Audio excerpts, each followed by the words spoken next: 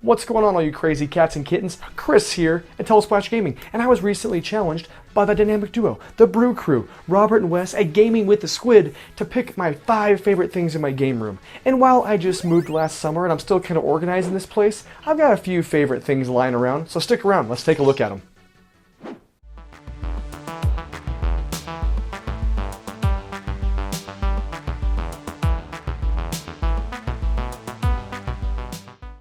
Alright, first favorite thing in my game room is strategically placed right here, and that's my PlayStation 2 sign. I love light up game signs. I don't have a ton of them, and this is the one that I would have picked if I could only have one.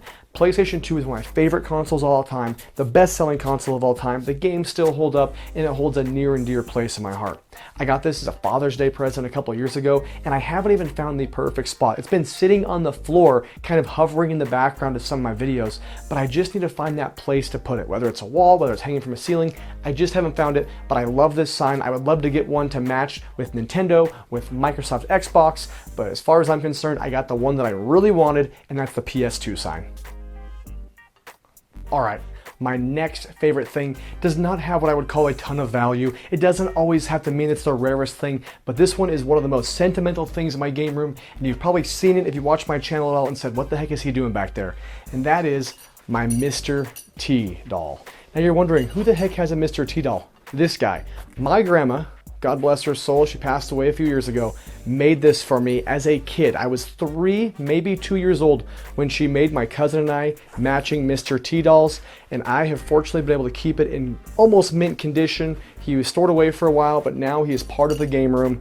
I absolutely love this doll. It means the world to me that my grandma made it, and so for that, he is one of my favorite things in my game room. Not everybody can relate to how awesome Mr. T was, because if you weren't around in the 80s, you were missing out. Mr. T was a bad but I pity the fool. Third thing on the list.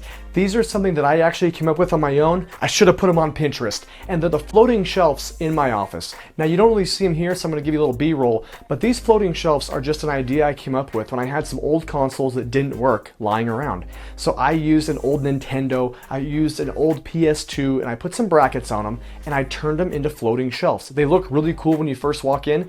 And as you can see, I also have some floating shelves behind the old barcade here that hold some glasses and things. So I made them out of the Wii, made them out of the Xbox 360.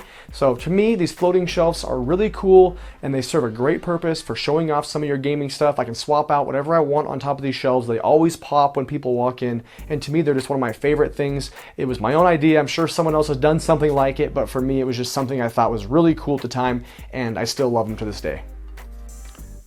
My fourth favorite thing in my game room is my Resident Evil 4 chainsaw controller PS2 version. Now, I love the PS2, I love the GameCube, I would have taken either one, but I've had this on my list for a long time, and finally this last year I picked it up, went on eBay, bit the bullet, and got it complete. This thing is so cool. Is it the most usable?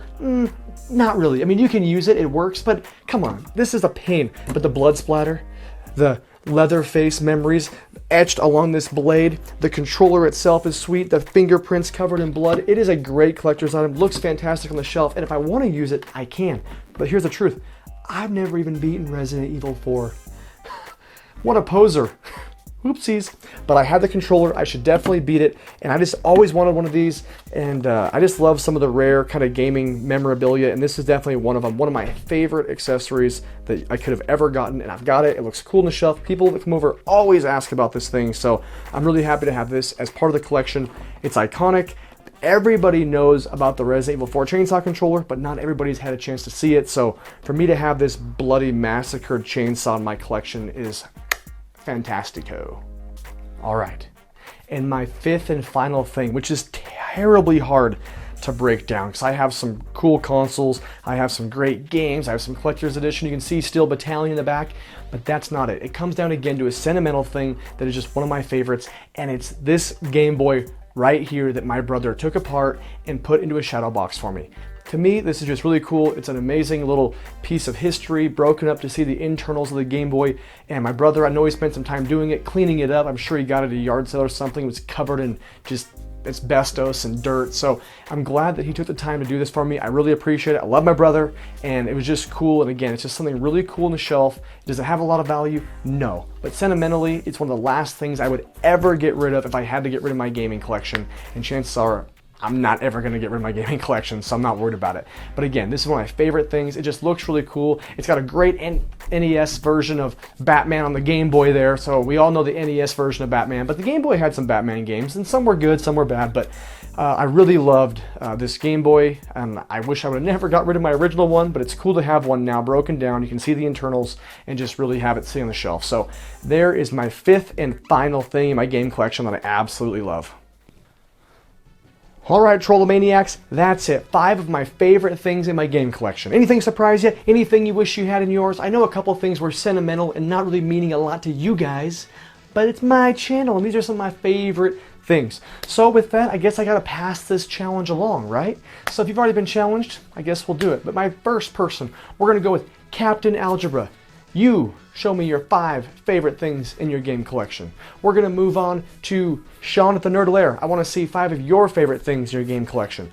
You know who else is pretty fun? Russ Lyman. You do some amazing DIY stuff that I know you've got some really cool stuff. I wanna see some of your favorite things in your game collection.